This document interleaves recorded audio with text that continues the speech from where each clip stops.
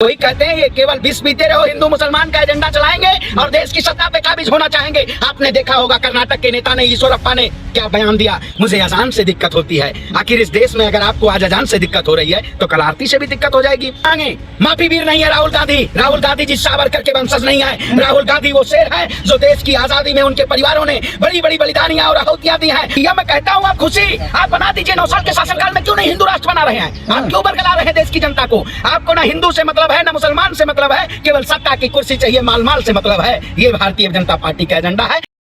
काल में ऐसी बातें कर रहे हो, शोभा देती है। भैया कौन सा अमृत काल? आपको अमृत मिल रहा है, अमृत पी रहे हैं, आपका जीवन और आयुष्मान बढ़ रहा है। कौन से काल खंड की बात कर रहे हैं? अरे 80 करोड़ लोगों को राशन दे रहे हैं मोदी जी, और क्या चाहिए? युगों युगांतर तक केवल 4 ही युग हुआ करते थे, सतयुग, द्वापर, त्रेता, कलयुग।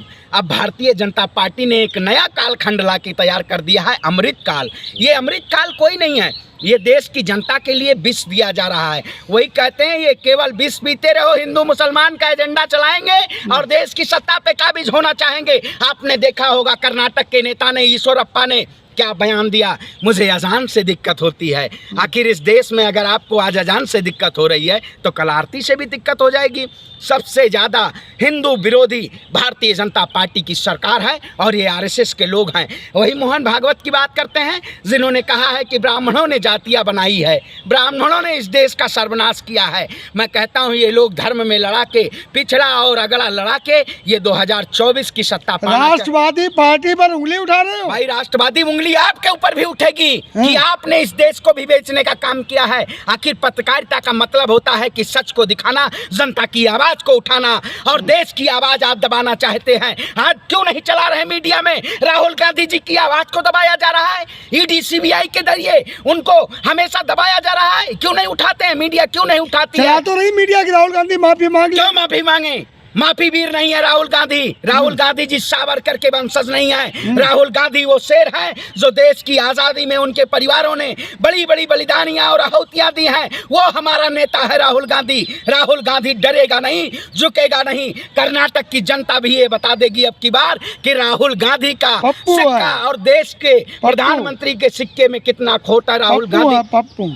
देखिए वही कहे ना, आप यही हमेशा आए नए दिन राग रवेला। प्रधानमंत्री जी फेंकू नहीं है। आप गूगल पे मारिए ना, गूगल पे मारिए देश में सबसे बड़े फेंकू प्रधानमंत्री कौन? सबसे पहले मोदी जी का। ये अंधभक्त नहीं कहेंगे, पत्रकारों के ऊपर भी चश्मा। साहब एक बात बताइए, पप्पू ने तो क्या है इतनी बड़ी यात्रा करी, उसके बाद चले गए छुट्टी मनाने, देश विदेश में जाके भारत का अपमान करते हैं। प्रधानमंत्री जी जो चीन का मुद्दा, चीन के द्वारा जमीन की अधिग्रहण की हुई, उनके साथ विदेश मंत्री के साथ G20 की मीटिंग में चाय की प्यालियां चटका रहे हैं। जो कहते थे मैं चाय नहीं बिकने दूंगा, मैं चाय बेचने वाला आया हूं, उन्होंने देश की जमीन को बेचने का काम किया।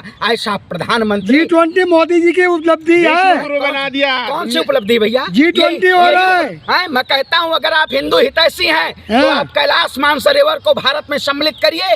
आप हिंदू हितैषी नहीं हैं, आप धर्म के ठेकेदार हैं। आप पूछिए जाके जो ये 5 गुजराती देश को लूट रहे हैं, इनका कितना बड़ा इस देश की क्रांति में और देश की आजादी में कितना बड़ा योगदान है। कल तक तो 3 बता रहे थे, 5। अरे भैया बढ़ते जा रहे हैं, माल सबका बढ़ता जा रहा है। अडानी, अंबानी और उसके बाद मोदी जी, उसके बाद अमित शाह जी, आए दिन सब, और जय शाह जी, सब लोग 5 से ज्यादा भी अब गिनती बढ़ने लगी है। क्योंकि ये लोग देश को बेचना चाहते हैं। ये केवल एजेंडा है इनको कि देश को लूट के और कॉर्पोरेट तंत्र के झोले में दे दिया जाए। लेकिन देश की जनता कॉर्पोरेट एजेंडे को खात्मा करेगी और इस लूट तंत्र का खात्मा होगा। प्रधानमंत्री जी माफी आप मांग लीजिए। आप क्यों नहीं राहुल गांधी को सदन में बैठने देना चाहते हैं? मोदी जी से इतनी नफरत क्यों है? मोदी अरे भैया देश के प्रधानमंत्री मोदी हैं तो क्या अपने पिताजी से जाए पूछने सवाल? मोदी जी के मरने का इंतजार कर रहे हैं कुछ लोग। देखिए कौन ऐसा कहा है? प्रधानमंत्री जी आए दिन मनगढ़ंत की कहानियां कह के और देश की जनता को भावुक के नजरिए से लाना चाहते हैं। लेकिन जनता आपकी भावुकता पे नहीं, जिसको सिलेंडर महंगा मिल रहा है, जिसको रोजगार नहीं मिल रहा है, मैं कहता हूँ प्रधानमंत्री जी आप युवाओं को रोजगार दीजिए। क्यों नहीं देते हैं? आप केवल बड़े बड़े वायदे करते। अब तो एजेंडा आने लगा है 2024 के बाद हिंदू राष्ट्र बन जाएगा। अभी 9 साल में नहीं बना हिंदू राष्ट्र, लेकिन 2014 के बाद बन जाएगा, 24 के बाद।